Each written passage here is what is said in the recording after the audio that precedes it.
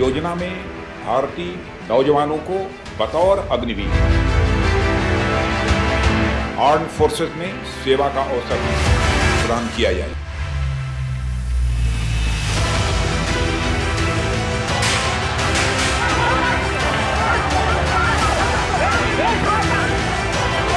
जिस देश का युवा सुरक्षित है वो देश के भाड़ में जाएगा।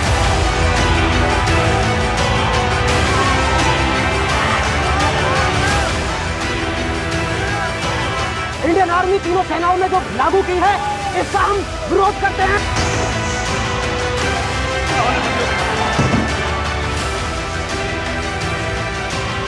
आपको निर्णय वापस लेना होगा।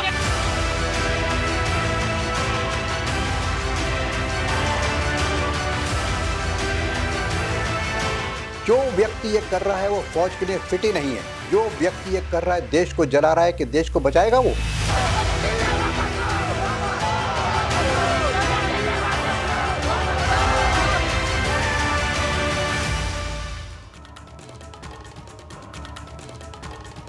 नमस्कार, मैं राणा यशवंत इंडिया न्यूज़ पर आपका स्वागत करता हूं और आप देख रहे हैं अर्ध सत्य।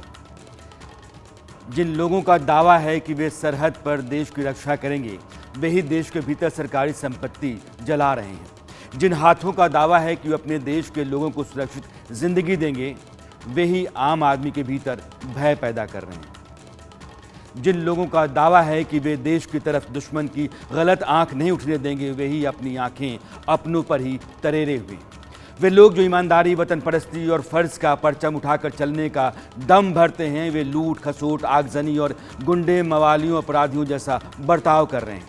वे लोग जो देश की सेना में जाने का सपना देख रहे हैं, मगर सैनिकों के जज्बे और जुनून से कोसों दूर दिखते हैं। गालिब के एक शेर का जिक्र मैं यहाँ करना चाहूँगा। कहाँ मैं खाने का दरवाज़ा गालिब और कहाँ वाइस, बस इतना जानते हैं कल वो जाता था कि हम निकले। एक धर्मोपदेशक अपने को चाहे जितना पाक साफ कह रहा हो, असलियत ये है कि जब मैं खाने को जा रहा था तो वो निकल रहा था। बस इतना भर जान लीजिए, बाकी फैसला आप खुद कर लीजिए। यानी कि जो लोग अपने बारे में जो कुछ भी कहते हैं, उनकी असलियत क्या होती है, यह बिल्कुल अलहदा बात है।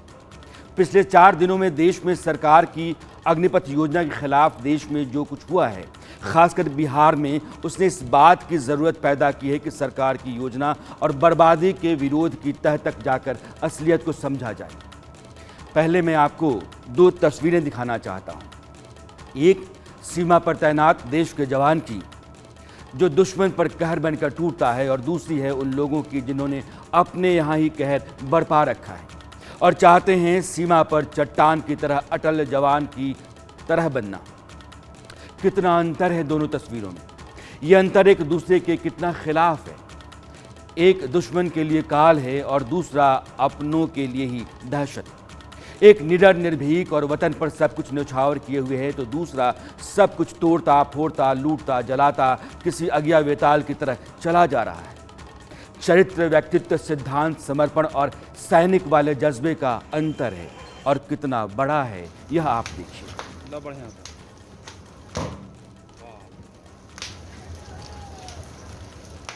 वैसे तो अग्निपथ योजना के खिलाफ यह बवाल यूपी, हरियाणा, राजस्थान, तेलंगाना समेत देश के 13 राज्यों में है, लेकिन सबसे अधिक और भयानक बिहार में है। कारण ढूंढने पर आपको लग सकता है कि सेना में जिन राज्यों से सबसे अधिक लोग जाते हैं, बिहार उनमें दूसरे नंबर पर है। रक्षा मंत्रालय की तरफ से संसद में पेश आंकड़े के मुताबिक सेना के तीनों अंगों में सबसे अधिक 2,18,000 लोग यूपी से हैं। इसके बाद बिहार के 1,04,000 और राजस्थान के 1,03,000 लोग सेना की सेवा में हैं।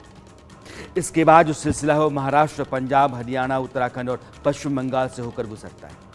ऐसे में कुछ लोग कह सकते हैं कि बिहार में भयंकर बवाल का कारण सरकार की अग्निपथ योजना है, जो कहती है कि सेना में जाने वालों की 3/4 आबादी पर 4 साल बाद पाबंदी लगा दी जाएगी, उनको बाहर कर दिया जाएगा। इस योजना के डिटेल्स को हम बाद में समझेंगे, अभी बिहार के बवाल की पड़ताल करते हैं।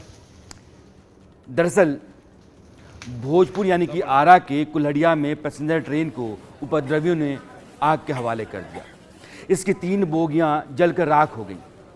इसी जिले के बेहिया स्टेशन पर ना सिर्फ तोड़फोड़ और आगजनी की गई बल्कि टिकट बुकिंग काउंटर से करीब 3 लाख रुपए लूट लिए गए। लखीसराय में, बात बिहार की ही मैं कर रहा हूं, विक्रमशिला एक्सप्रेस को आग के हवाले कर दिया गया। इस ट्रेन से यात्रा कर रहे यात्री की जान चली गई। जिस आदमी की जान गई वह बीमार था। कौन से लोग सफर कर रहे थे? आम लोग ना।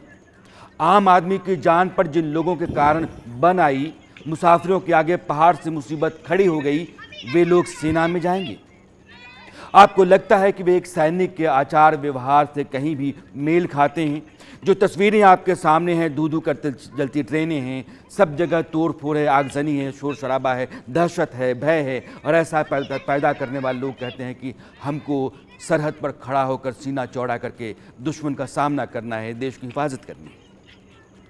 ऐसे ही नालंदा का इस्लामपुर स्टेशन, वहाँ हटिया एक्सप्रेस को आग लगा दी गई। आग लगाने से पहले जमकर उत्पात मचाया गया और लूटपाट भी की गई। मेरी बात आप सुनते रहिएगा। मैं पिछले 24 घंटों में जो कुछ हुआ उसको दोहराने के लिए आपके सामने नहीं हूँ, बल्कि उस होने के भीतर जो हो रहा था उसको निकाल कर आपके सामने लाने का इरादा है मेरा। बार बार आप सुन रहे हैं कि लूट हुई, लूटा गया। छपरा में ही केंद्र सरकार की अग्निपथ योजना पर आग बबूला बवालियों का कहर जो था ट्रेन पर टूटा। बल्कि आप यह भी कह सकते हैं कि बिहार में जो आग फैली उसकी शुरुआत जिन जगहों से हुई उनमें छपरा एक है। पटना के मसौढ़ी में, औरंगाबाद, कैमूर, चंपारण, बेगूसराय, वैशाली, इन तमाम जिलों में बवाल हुआ। उस बवाल की तस्वीर में अपने साथ साथ आपको दिखा रहा हूं। स्थिति ऐसी है कि इन तमाम जिलों में 19 जून तक इंटरनेट सेवा बंद कर दी गई, क्योंकि वहां के वीडियोस फैले नहीं, बवाल बढ़े नहीं, आग और फैले नहीं। दानापुर में हमारे सहयोगी जतिन पहुंचे हुए हैं। वे दिल्ली से बिहार गए हैं और पहली बार गए हैं। दानापुर में भी उपद्रवी ने खूब बवाल काटा। उनके रास्ते में जो आया वह डर से ऐसे भर गया कि ताउम्र उसे वो भूल नहीं सकता। जतिन ने कुछ लोगों से बात की और मैं चाहता हूं कि आप उन लोगों को सुने ताकि आपको अंदाजा हो कि हालात कितने भयावह थे। जिंदगी में पहली बार ऐसा दृश्य देखा है जो 1000-1500 के लफ्ज़ 3 जत्थों में आए। पहली बार आए, बहुत शांति से आगे गए, फिर दूसरा आया, थोड़ा सा उपद्रव किया, तीसरा आया तो बहुत ज़्यादा आक्रमण किया। और यहाँ पे घूमते हुए तोड़फोड़ करते हुए निकले हैं लोग। कोई वीडियो कैमरा बना रहा था, उसको छीन रहे थे। मतलब कोई मोबाइल से अगर वीडियो बना रहा था, आप कह रहे हैं, तो उसको छीन रहे थे। वो कैमरा नहीं बनाने दे रहे थे। तो खैर, मेरी दुकान पे भी कई बार लोगों ने झपट्टा मारा, कोशिश किया कि तुमको तोड़ने के लिए। मैंने हाथ पे जोड़ा, उन लोगों के बहुत जोड़ा। और एक लड़का उसमें ऐसे भी 2-3 थे जो कि उन्होंने कहा नहीं स्प्राइट पिलाइए तो ही मैं जाऊंगा, वरना तोड़ूंगा दुकान को। उपद्रवियों ने आपसे मुफ्त में कोल्ड ड्रिंक पी? एक नहीं मांगा उन्होंने, तो मैंने कहा कि दुकान खोलेंगे सर, लूट हो जाएगी मेरी दुकान। इसलिए अब मैंने 300 रुपये निकाला, उनको दे दिया। मान गए वो? तो 300 रुपये लेके चले। जब उपद्रवी आए, तीनों तरफ से आए और एक राउंड आगे इधर बढ़ा एक ग्रुप, फिर दूसरा आया, तीसरा आया तो बहुत तांडव मचा। 1000 से ऊपर थी, 1000 से ऊपर थी और हर बार जत्थे में थे। कुछ लोग तिरंगा लिए हुए थे, कुछ लोगों के हाथ में डंडा लाठी था, रॉड था।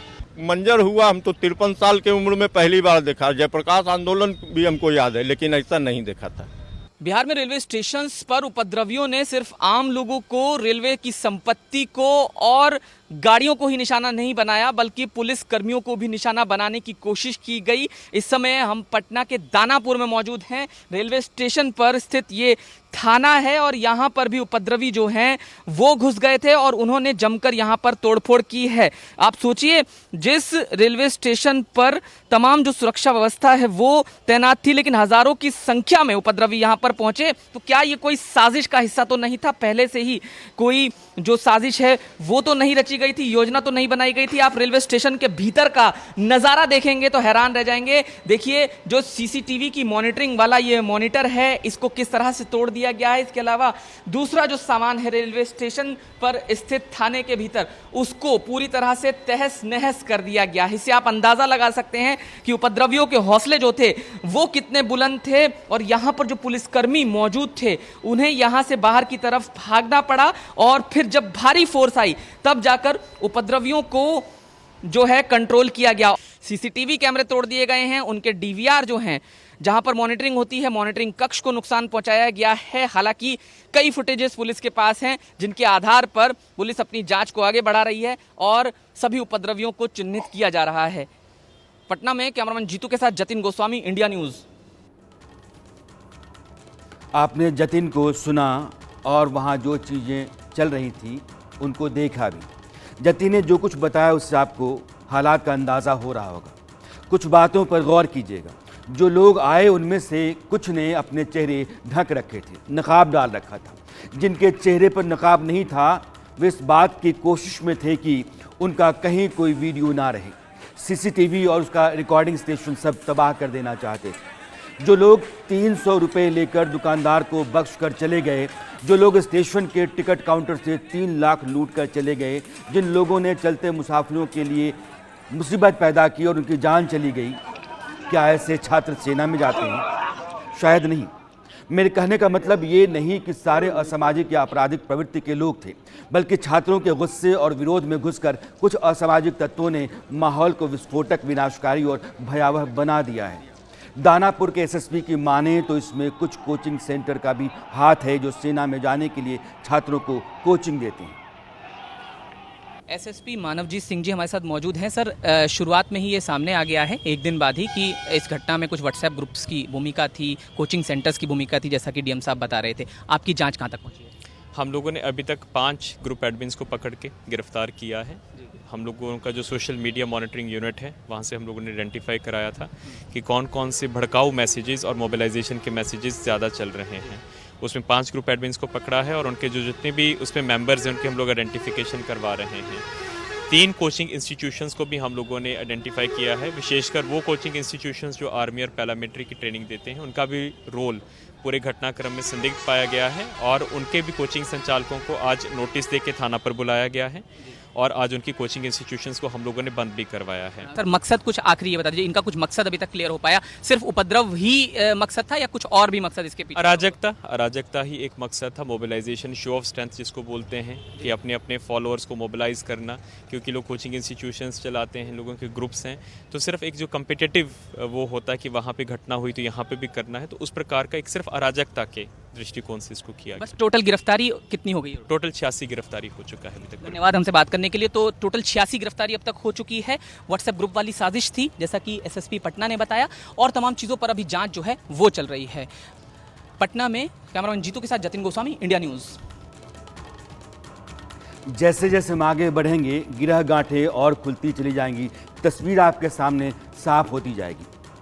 इस दौरान मेरे साथ जो खास मेहमान जुड़े हुए हैं, मेजर जनरल के सिन्हा रिटायर्ड और मेजर जनरल AK सुभाष, आप दोनों का बहुत बहुत स्वागत है। एक बुनियादी सवाल मैं आप लोगों से पूछना चाहता हूं। देश में जो स्थिति है विस्फोटक है, चारों तरफ आगजनी है, लोगों का आना जाना मुहाल है, दहशत में लोग हैं, सुबह से लेकर शाम तक इस तरह के हालात बन जाते हैं, खास करके बिहार और उत्तर प्रदेश में।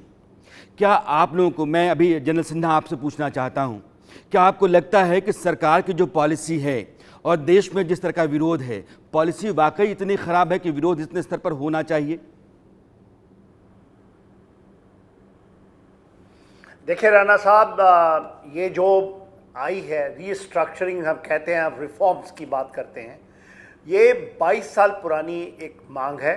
कारगिल के रिव्यू कमेटी के अंदर में आया था और मैं कारगिल लड़ाई क्योंकि खुद लड़ा था और मैं उस टाइम कमांडिंग ऑफिसर था, तो उसमें भी बहुत सारी चीज़ों का जो सोवरेन कमेटी की रिपोर्ट थी उसमें हम लोगों ने दी थी और बहुत एक्टिवली।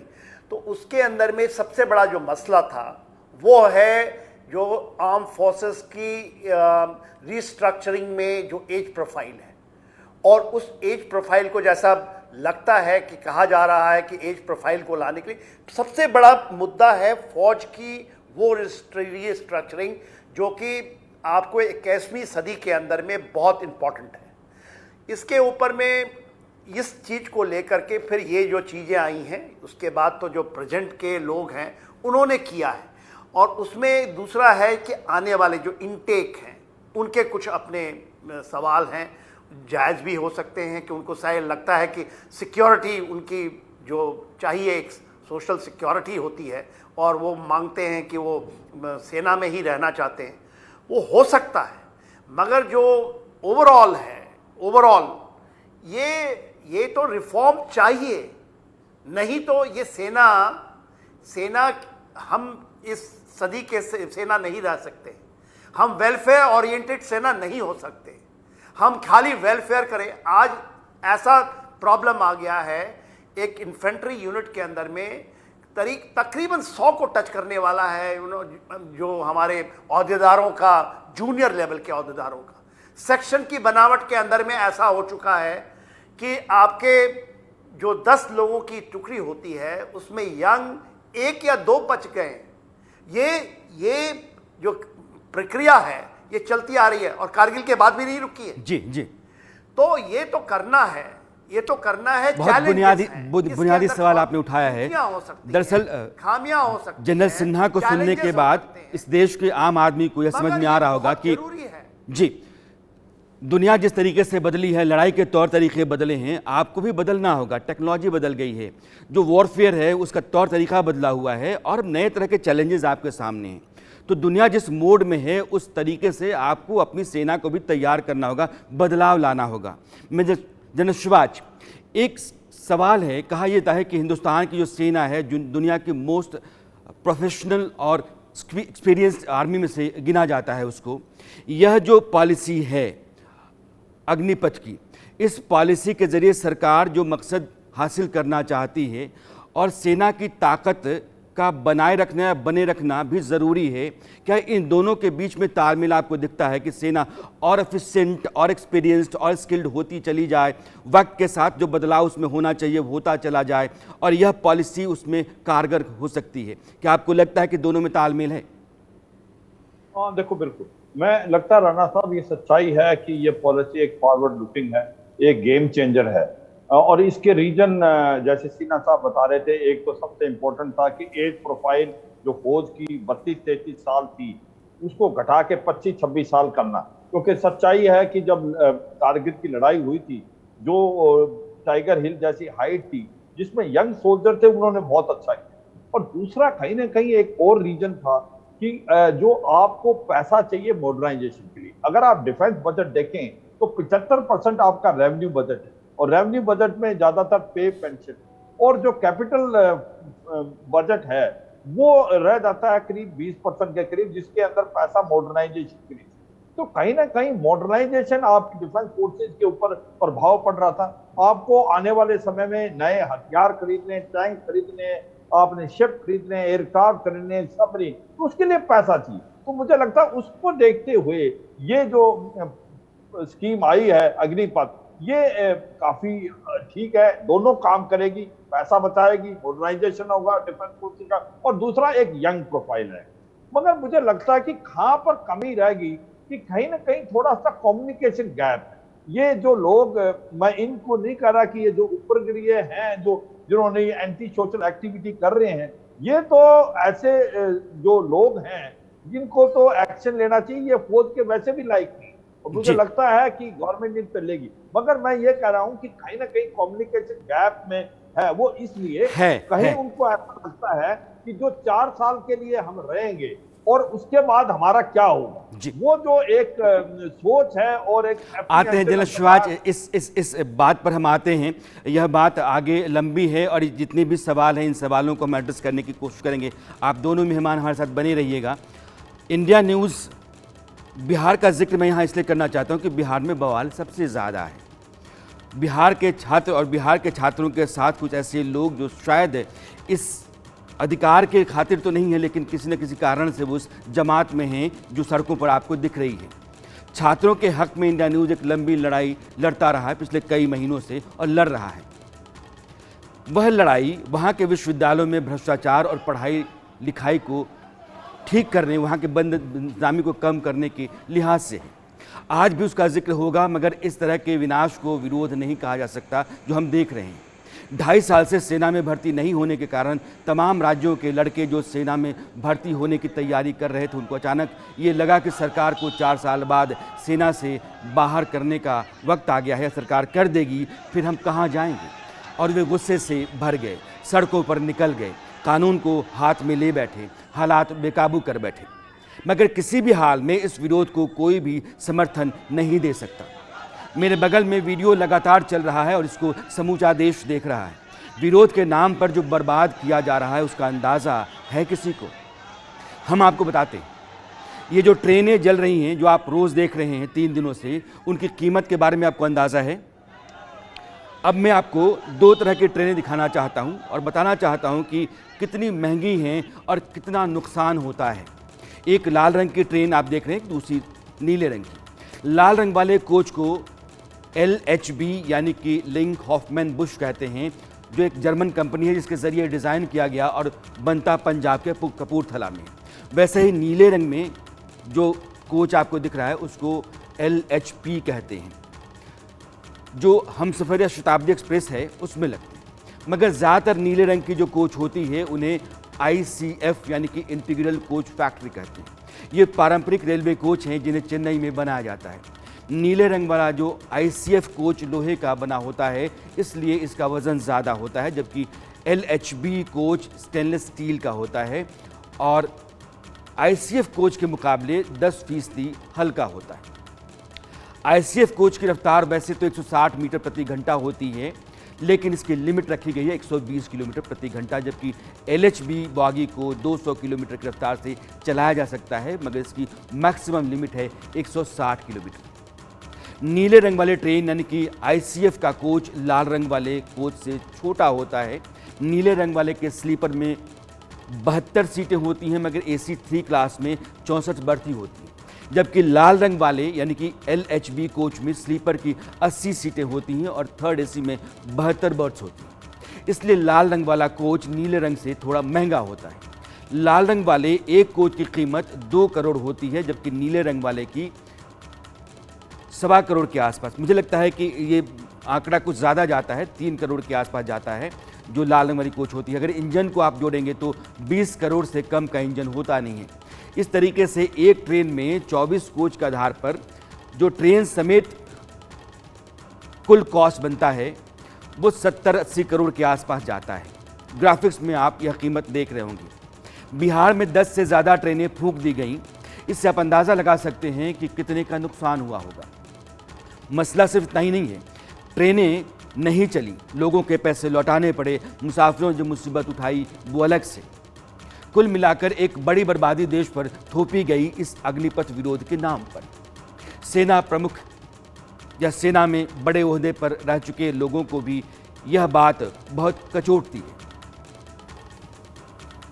अब ये जब पथराव शुरू हो गया पिछले 4-5 दिन से, 3-4 दिन से, सबसे पहले तो मैं ये कह दूं बिल्कुल क्लियर लफ्ज़ में कि I don't support, I strongly object to this पथराव एंड वायलेंस। जो व्यक्ति ये कर रहा है वो फौज के लिए फिट ही नहीं है। जो व्यक्ति ये कर रहा है, देश को जला रहा है, कि देश को बचाएगा वो? हमें ये पता करना है कि ये कौन लोग हैं। इनको तो किसी हालत में फौज में भर्ती होने देना ही नहीं है। और जो वीडियो आप देखते हैं टीवी में आज की तारीख में, 8 साल के बच्चे, 10 साल के बच्चे पत्थर फेंक रहे हैं, लड़कियां पत्थर फेंक रही हैं, 35 साल के 40 साल के लड़के पत्थर फेंक रहे हैं, रेलवे कोचेस जला रहे हैं। Are they fit for the army? कहा यह जा रहा है कि जिन लोगों को इससे कोई मतलब नहीं है वो भी इस फसाद में आपको नजर आते हैं। ऐसे में जानना ज़रूरी है कि सरकार ने अग्निपथ योजना को के विरोध का जो आधार तय किया जा रहा है सरकार की इस योजना का, उसकी असलियत क्या है। पॉलिसी कहती है कि 17.5 साल से लेकर के 23 साल सरकार ने अब बदलाव किया है।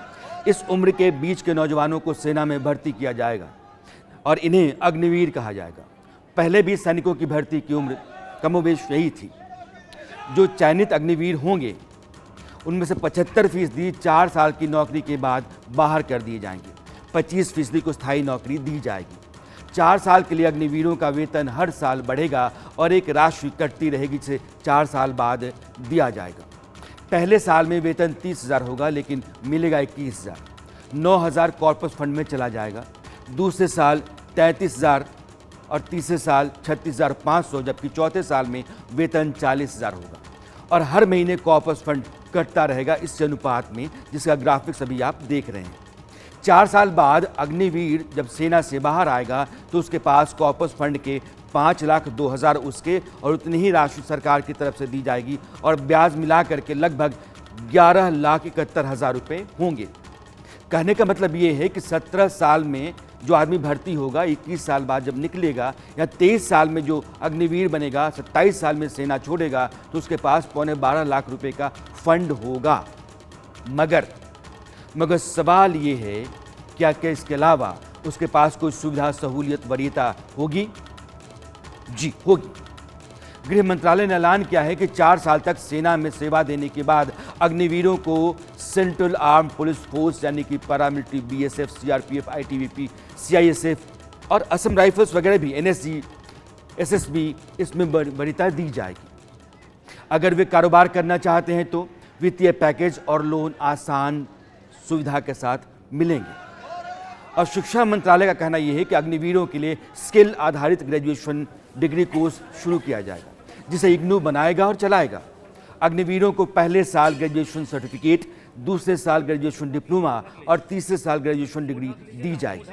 यानी कि इस आधार पर भी नुकसान नहीं है। मगर सेना के पूर्व अधिकारियों को लगता है कि अग्निपथ योजना में कुछ बातें ऐसी हैं जिन पर गौर किया जाना चाहिए और उनमें तब्दीलियां की जानी चाहिए। मुझे लगता है इस स्कीम के अंदर 4-5 जो हैं आप बदलिया वो कर सकते हैं और इस स्कीम को और बेहतर बना सकते हैं। पहला पॉइंट कि जो ये 4 साल के लिए जवान आ रहे हैं, ये अग्निवीर ट्रेन हो गए हैं, मोटिवेटेड हो गए, इसको आप वेस्ट आउट क्यों कर रहे हैं? आप इसको लेटरली अब्जॉर्ब करें सेंट्रल आर्म्ड पुलिस फोर्स में, वहाँ पर इसको ट्रेनिंग का भी पैसा खर्चा नहीं करना पड़ेगा। तो सारे के सारे जो 75% जा रहे हैं उनको आप अब्जॉर्ब करें CAPF में। दूसरी बात है, इनको एज रिलैक्सेशन दे, जिससे ये CAPF के अंदर एक प्रकार अपना जो है हुनूर दिखा सके। दूसरी बात यह है, एक बड़ा चिंता का और विषय है कि जब अग्निवीर है वो देश के लिए शहीद हो जाता है और अपनी लाइन ऑफ ड्यूटी में अपनी जो जान निछावर कर देता है, तो उसको जो पैकेज मिल रहा है वो उतना ही मिलना चाहिए जितना एक रेगुलर सोल्जर को है। उसमें फ़र्क है। तो इसलिए उसको फैमिली पेंशन मिलनी चाहिए, स्पेशल फैमिली पेंशन, और जो एक परमानेंट डिसेबल होता है उसको डिसेबिलिटी पेंशन मिलनी चाहिए। तो ये भी बदलाव लाना पड़ेगा। तीसरी बात, अभी आप जनरल शिवाल को सुन रहे थे।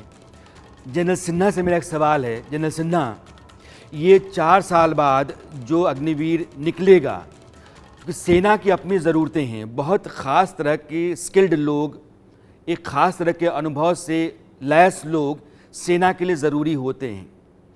तो जब 4 साल बाद आदमी बाहर आ जाएगा तो सेना की वो ज़रूरतें जो उसको एक्सपीरियंस बनाती हैं, स्किल्ड बनाती हैं, प्रोफेशनल बनाती हैं, उसकी भरपाई कैसे हो सकती है, कैसे होगी?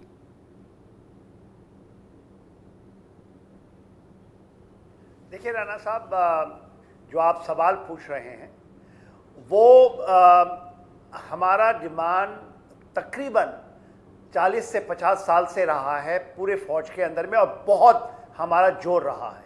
71 की लड़ाई के बाद फील्ड मार्शल मानेकशॉ खुद चाहते थे कि उस समय जो भी हमारे सोल्जर्स हैं जो कि यंग हैं, जब वो निकलते हैं तो देश के अंदर में उनका लैटरल उनको लिया जाए, उसकी लैटरल मूवमेंट हो। और सारी, क्योंकि सेना ही एक मदर ऑर्गेनाइजेशन है जिससे उसी तर्क पे BSF, CRPF, वो सारे के सारे वहाँ से निकले हुए उन्हीं को कॉपी करते हैं, उन्हीं के टैक्टिक्स को लेते हैं।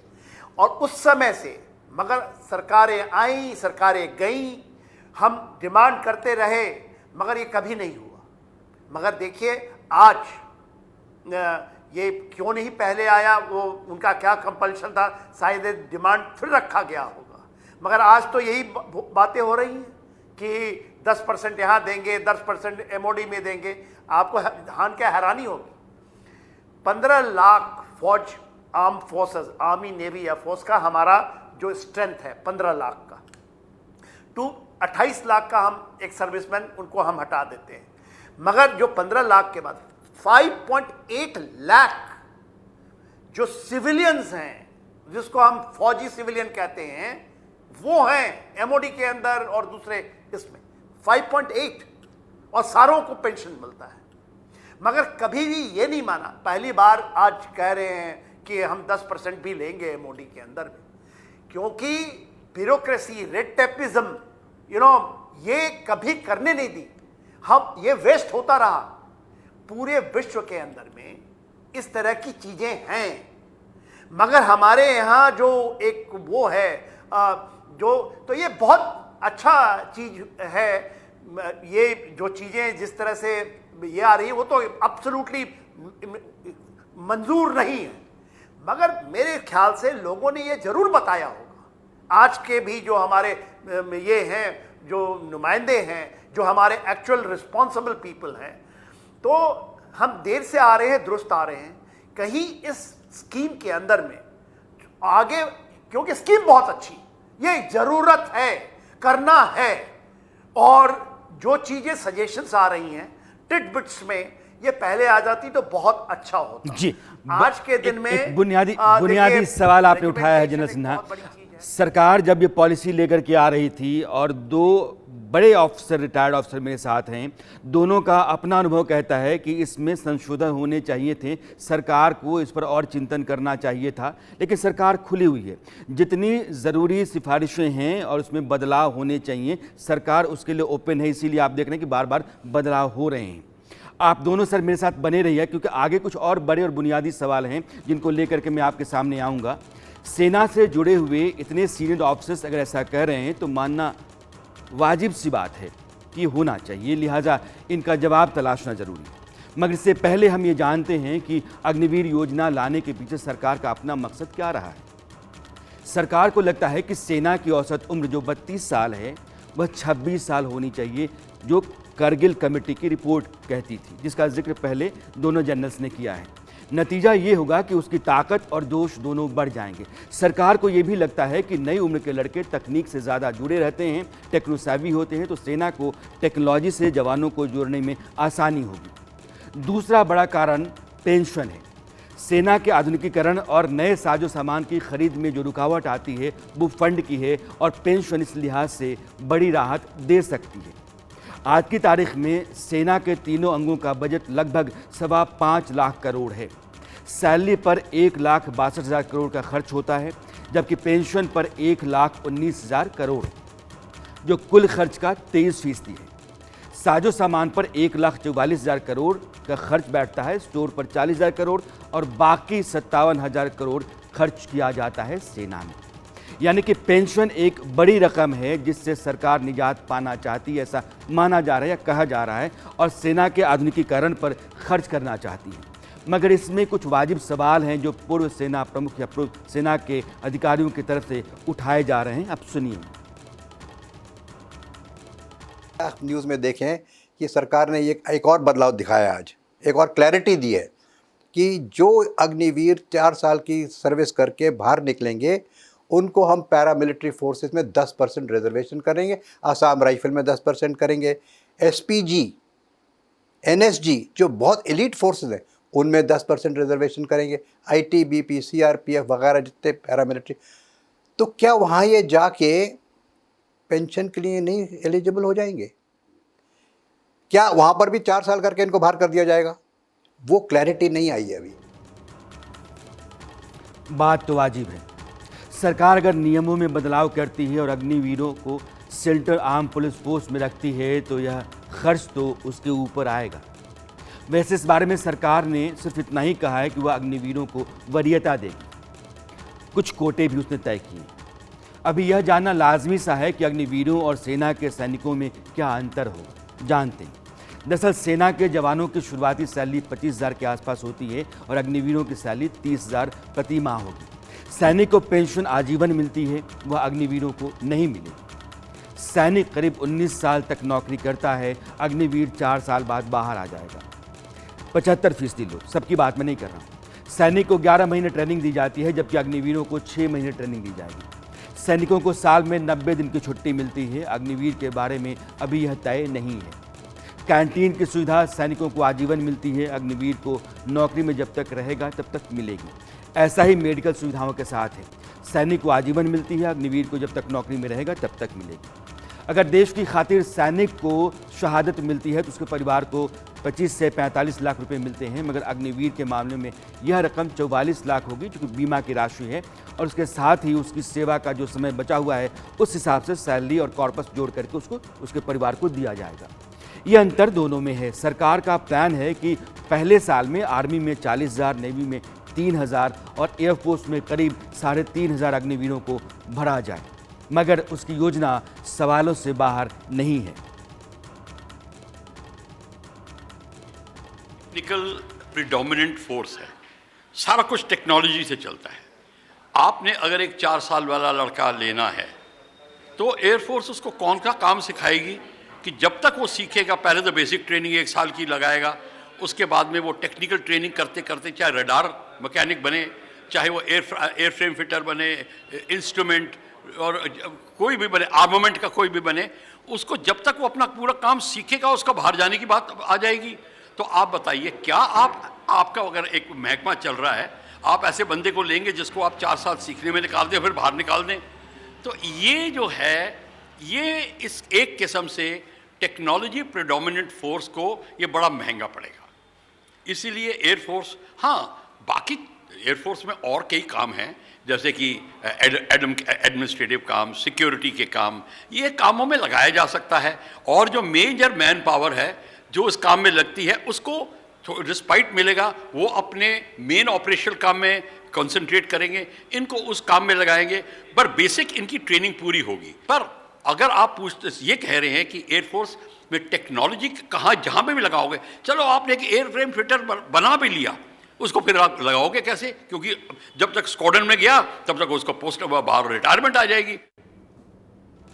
जो ट्रेंड स्टाफ चाहिए, जिसकी क्षमता पर सेना का परफॉर्मेंस निर्भर करता है, जाहिर है 25% अग्निवीर जो परमानेंट किए जाएंगे उनसे यह ज़रूरत पूरी हो सकती है, और उनको रखने की शर्त उनकी बाकियों से बेहतर काबिलियत ही होगी। कुछ और सवाल हैं जिनका जवाब पिछले कई दिनों से मीडिया के ज़रिए दिया जा रहा है। मैं भी उन सवालों के जवाब रखना समझना ज़रूरी समझता हूं, इसलिए थोड़ी देर को उन सवालों की तरफ मैं आपको ले चलना चाहता हूं जो मिथ और असलियत के बीच खड़े हुए हैं। मसलन कहा यह जाता है कि अग्निपथ की वजह से नौजवानों के लिए अवसर कम होंगे। सरकार कह रही है कि ऐसा नहीं है, बल्कि आर्म्ड फोर्सेस में भर्ती 3 गुना बढ़ जाएगी। जवान जाएंगे आएंगे, जाएंगे आएंगे, भर्ती का सिलसिला तेज़ होगा। दूसरा मिथ ये है कि रेजिमेंटल कमिटमेंट पर असर पड़ेगा, जैसा अभी सेना के पूर्व अधिकारियों से आपने सुना, लेकिन सरकार के मुताबिक अग्निपथ पॉलिसीज़ को मजबूत करेगी, ना कि कमज़ोर, क्योंकि वहाँ सबसे काबिल अग्निवीर चुनकर आएंगे। सवाल यह भी है कि अग्निपथ सिस्टम से आर्म फोर्सेस की क्षमता को नुकसान पहुंचेगा। इसका जवाब ये दिया जा रहा है कि पहले साल में भर्ती होने वाले अग्निवीर कुल सशस्त्र सैन्य बल के 3% होंगे। उनका प्रदर्शन जांच कर 4 साल बाद सेना में फिर शामिल किया जाएगा। इस तरह से सेना को सीनियर रैंक पर जांचे परखे सैनिक मिलेंगे। मिथ या अनसुलझा सवाल यह भी है कि 21 साल के सैनिक मैच्योर नहीं होते हैं, उन पर भरोसा भी उतना नहीं किया जा सकता है। इसके बरक्स कहा यह जा रहा है कि किसी भी समय सेना में अनुभवी लोगों से युवाओं की संख्या ज़्यादा नहीं होगी, बल्कि अग्निपथ योजना से भी धीरे धीरे 50-50% युवा और अनुभवी वरिष्ठ रैंक अधिकारियों का अनुपात बनाया जाएगा। जो ज़्यादा गंभीर सवाल है वो ये कि 4 साल बाद जो अग्निवीर सेना से निकलेंगे, अगर वो भटक गए तो देश के लिए खतरनाक हो सकते हैं। जवाब में एक जवाब रखा जा रहा है, वो ये कि आज तक सेना से जितने भी सैनिक रिटायर हुए हैं वो देश और समाज के लिए कभी खतरा बने हैं क्या? अलबत्ता देश सैन्य कौशल और अनुशासन से भरने लगेगा, क्योंकि जो बाहर आएंगे वे सेना के संस्कार लेकर के आएंगे, इसलिए एक अलग तरह का माहौल बनेगा।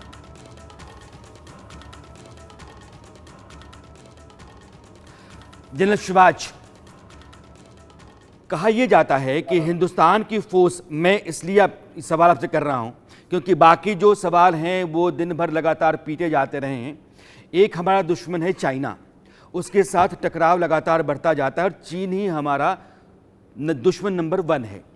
चीन की फोर्स, उसकी फोर्स की ताकत, एफिशिएंसी, एक्सपीरियंस, इसके आधार पर भारत की फोर्स, ताकत, एक्सपीरियंस, अब ये जो नया सिस्टम है यह उसको इम्प्रोवाइज करेगा, बढ़ाएगा। हाँ बिल्कुल, देखो सच्चाई ये है कि अगर आप देखें आर्मी के लिए और जिसमें प्रीडोमिनेंट इन्फेंट्री है, जब यंग सोल्जर आएंगे तो फिर इसका मतलब फिजिकल एफिशिएंसी उनकी ज़्यादा होगी और उनके अंदर काबिलियत होगी। हमें बस एक ही चीज़ ध्यान देना है कि हमने उनको विश्वास दिलाना है कि अगर आप 4 साल के लिए हैं, आपका फ्यूचर हम देखेंगे। क्योंकि एक वो जज्बा बहुत जरूरी है। देखो, भारत की फौज नाम नमक निशान से चलती है, पलटन के लिए जान तक निछावर कर सकता है। एक बार हमने ये डाल दिया कि आप पलटन का एक बहुत इंपॉर्टेंट हिस्सा है और आपका ध्यान दिया जाएगा, क्योंकि जब फौज में कोई जवान भर्ती होता है, वो फौज में भर्ती 15-20 साल के लिए नहीं होता, वो जिंदगी भर के लिए होता है। उसका जो जुड़ाव, उसका जो मिलाप है, वो पूरे जिंदगी भर रहता है। तो वो एक अपनापन लाना, मुझे नहीं लगता उसमें कमजोरी आएगी, बल्कि उसके अंदर एक यूथफुलनेस, यंग आएंगे, टेक्निकली सेवी आएंगे। मगर एक चीज मुझे लगता राणा साहब देखनी पड़ेगी कि अगर आप जैसे गलवान देखें कि जब गलवान के अंदर 16 बिहार के कर्नल बाबू अपने टुकड़ी के साथ गए थे, हमने 20 जवान तो हमारे शहीद हुए, हमने 100 से ज्यादा चीनियों को मौत के घाट उतार दिया। कहीं ना कहीं ये बात आई थी कि ये कैसे कि चीनी जो तैयार भी थे, उनके पास हथियार भी थे, उनको हमने इतनी जल्दी कैसे इतनों को मार दिया। कहीं बात आई थी कि उनके जो जवान थे वो कॉन्स्पिरेशन आर्मी के थे, वो लड़े नहीं।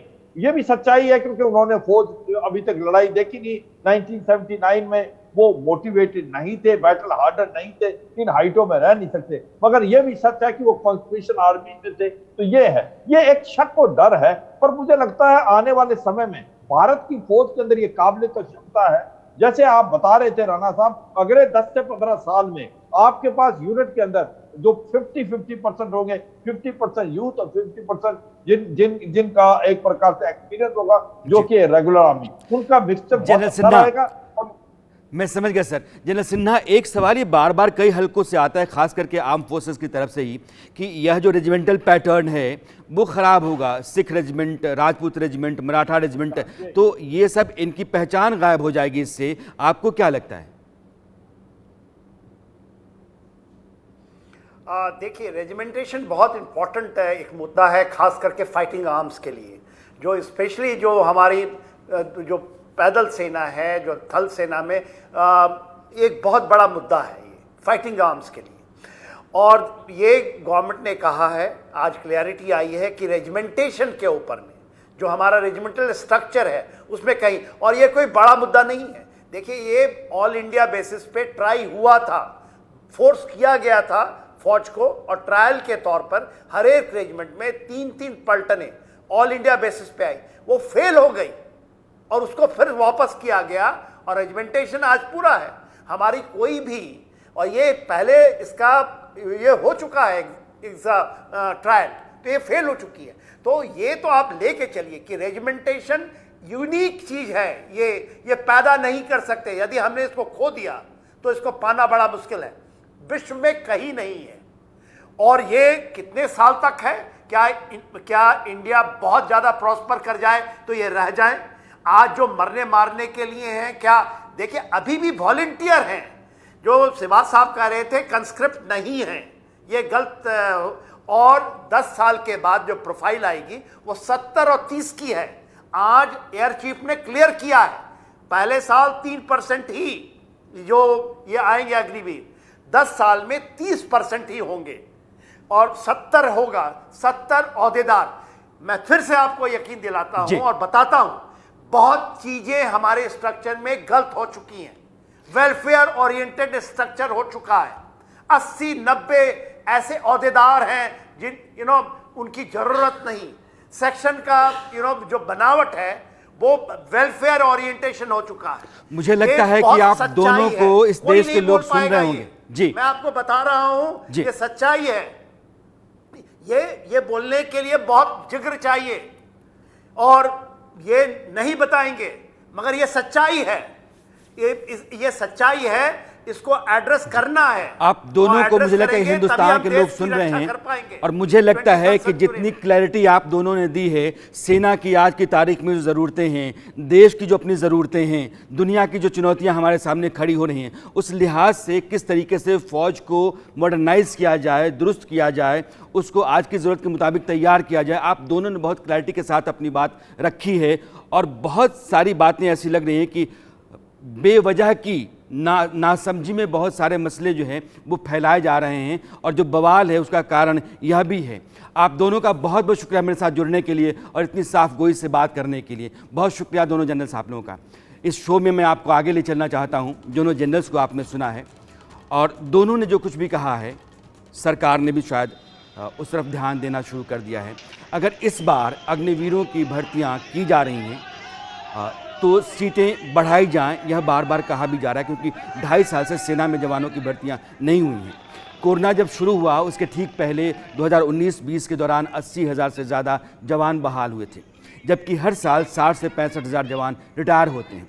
इस साल मार्च में जब यह मुद्दा उठा तो सरकार ने कहा कि जनवरी तक जवानों के 80,000 पद खाली थे, जिसके मार्च में बढ़कर 1.25 लाख से अधिक हो जाने का अनुमान था। अगर इस साल भी बहाली नहीं होती है तो सेना में खाली पदों की संख्या 2 लाख पहुंच जाएगी और यह देश के लिहाज से ठीक नहीं होगा। भर्तियां ज़रूरी हैं, अगर ज़्यादा तादाद में हो तो बेहतर है। सरकार ने अग्निवीर योजना से हर तरह की बहाली को जोड़ दिया है, इसलिए अलग से कोई और टेस्ट या एग्ज़ाम नहीं होगा। ऐसे में यह बात वाजिब सी लगती है कि बहाली की सीटें दोगुनी की जाएं और जो ज़रूरी सुधार सुझाए जा रहे हैं सरकार उन पर विचार करे। वैसे सरकार इस बात का संकेत दे रही है कि अगर संशोधन आवश्यक लगते हैं तो किए जाएंगे और वो किए जा भी रहे हैं। लोकतांत्रिक व्यवस्था में संवाद समस्याओं के समाधान का सबसे कारगर तरीका है, मगर जो कुछ अग्निपथ योजना के विरोध में हो रहा है उसको कहीं से भी वाजिब नहीं ठहराया जा सकता। अब आप ये बताइए कि दरभंगा में स्कूल जाने वाले बच्चों की बस को उपद्रवियों ने घेर लिया, रोक लिया और देर तक बच्चे रोते रहे। हंगामा बाहर देख करके वो बिलखने लगे। बाद में पुलिस ने पहुंचकर इन बच्चों की बस को बाहर निकाला। ऐसे में मथुरा में भी इसी तरह से प्रदर्शनकारियों के पथराव से एक आदमी अपने बच्चे को बचाने के लिए उसको गोद में लेकर के भागता रहा। आप समझिए कि उसकी हालत उस समय क्या होगी। कई लोग पथराव से बचने के लिए ट्रकों के नीचे छिप गए। एक बुजुर्ग दंपत्ति भी उस सनकी भीड़ के बीच घिर गया। इस तरह के जो अराजक माहौल पैदा होते हैं, जिन लोगों की वजह से होते हैं, वो लोग सेना में जाना चाहते हैं, तो सवाल उठता है आखिर ये क्या है? क्या इस विरोध से अपनी बात मनवाई जाएगी? क्या इस तरह के हो हल्ला, हंगामा और हिंसा से ये लोग सेना में जाएंगे? सेना में जाने के लिए क्या ये ज़रूरी है? यह माना जा सकता है कि वैसे लड़कों की एक बड़ी तादाद है जो इस 4 साल की नौकरी को सुनते ही भन्ना गई हो। पिछले साल या कई साल से जो मेहनत कर रहे हैं, भर्ती आ रही है, भर्ती में सिलेक्ट हो जाएंगे, उम्मीदें उन्होंने बांध रखी हैं, और यह जब उन्होंने सुना तो फिर वो अराजक हो गए। इस दौरान पुलिस को या पुलिस की मौजूदगी में एक शख्स ने अपने मासूम बच्चे को पथराव से बचाने के लिए गोद में लेकर के जो भागने की तस्वीर दिखाई या हमने देखी। पथराव से बचने के लिए कुछ लोग ट्रक के नीचे आ गए, जो हम बार बार आपको दिखा रहे तस्वीरें। ये स्थितियां जो हैं वो सवाल पैदा करती हैं।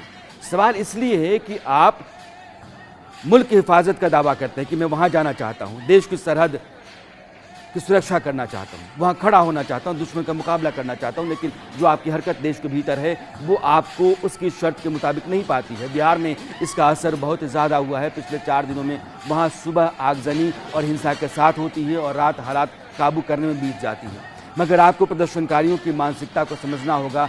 जो लोग सेना में जाना चाहते हैं उनके ऊपर बहुत सारी जिम्मेदारियां होंगी, मुसीबत परेशानियां होंगी, लेकिन उनका रवैया इस संदेशों को मजबूत करता है कि नौजवानों के गुस्से में कुछ बाहरी लोग आग तेल लेकर घुस गए हैं।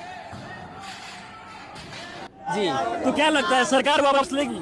जरूर लेगी, अगर सब कोई जरूर लेगी। कहाँ नहीं लेगी? नहीं लेगी तो हम लोग खुद आतंकवादी बनेंगे। खुद वापस नहीं लेंगे तब तक छोड़ेंगे नहीं। अगर सरकार वापस नहीं लेगी तो हम लोग मजबूरी में आतंकवादी बन जाएंगे।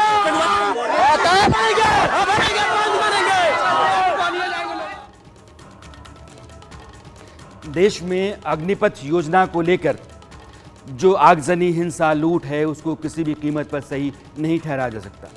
आपने सुना कि पूर्व सेना प्रमुख या सेना के कई former generals, major generals, lieutenant generals या शंकर प्रसाद जैसे लोग ये कह रहे हैं कि ऐसे लोगों को सेना में नहीं भेजा जाना चाहिए। लेकिन दूसरी तरफ सरकार जो वाजिब गुंजाइश है उसको जगह देने की कोशिश कर रही है।